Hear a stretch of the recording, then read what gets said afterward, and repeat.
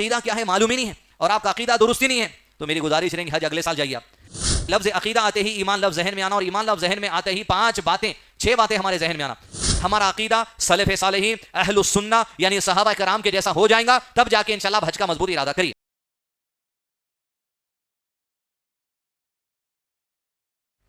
حج اسلام کے 5 ارکان میں سے رکن ہے،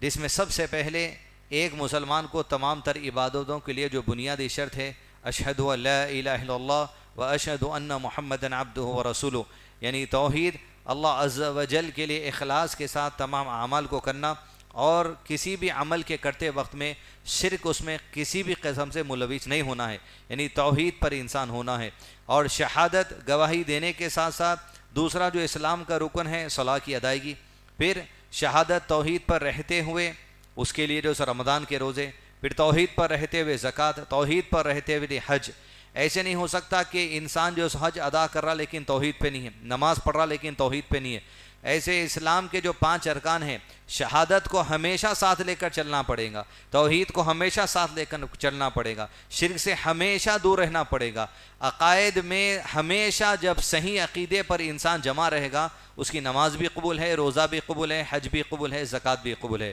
تو جو حضرات حج کا ارادہ کر چکے ہیں، بنیادی چیز آپ تمام کے لیے ضروری ہے کہ حج کی قبولیت کے لیے، یقیناً قبولیت اللہ عز و جل کے ہاتھ میں ہے، لیکن قبولیت کی جو سب سے پہلی شرط ہے وہ ہے توحید۔ اگر آپ حج کا ارادہ کرے ہیں اور آپ کے حج کے آنے جانے کے دن قریب ہیں، سب سے پہلے آپ کو عقیدہ سیکھنا ہوگا جانے سے پہلے۔ دن دگنی رات چوگنی جو محنت کرتے کریے، اہل علم کو پکڑیے، علماء کرام کو پڑھیے، سوالات نکالیے، فون نمبر نکالیے، بولے عقیدہ کیا ہے، یہ سب سے پہلے آپ معلوم کریے۔ لیکن اگر آپ کو عقیدہ کیا ہے معلوم ہی نہیں ہے اور آپ کا عقیدہ درست ہی نہیں ہے تو میری گزارش رہیں گی حج اگلے سال جائیے آپ، جب تک عقیدہ سیکھ لیجیے۔ اس لیے کہ لفظ عقیدہ آتے ہی ایمان لفظ ذہن میں آنا، اور ایمان لفظ ذہن میں آتے ہی 5 باتیں 6 باتیں ہمارے ذہن میں آنا۔ عقیدہ، اللہ تعالیٰ سے متعلق جو کچھ قرآن اور سنت میں ہے اس پر ویسے ہی ایمان لانا جیسے نبی صلی اللہ علیہ وسلم نے سکھایا اور ایمان لایا، صحابہ کو بتایا، صحابہ ایمان لائے اور صحابہ دنیا کو بتائے۔ فرشتوں سے متعلق ویسے ہی ایمان ہونا چاہیے، جو کچھ فرشتوں کے بارے میں قرآن اور سنت میں نبی صلی اللہ علیہ وسلم نے بتایا، ایمان لایا، صحابہ کو سمجھایا، صحابہ ایمان لائے، اس کو لوگوں تک پہنچائے۔ اللہ سے متعلق، فرشتوں سے متعلق جتنی کتابیں پہلے نازل کی گئی اور قرآن مجید ملا کر یہ کتابوں سے متعلق جو کچھ قرآن اور سنت میں ہے اس پر اللہ کے نبی صلی اللہ علیہ وسلم کا جو ایمان تھا ویسے آپ نے ایمان لایا، ویسے صحابہ کو سکھایا، جیسے صحابہ ایمان لائے ویسے اپنے شاگردوں کو، دنیا والوں کو سکھایا، ایسے ایمان ہونا چاہیے۔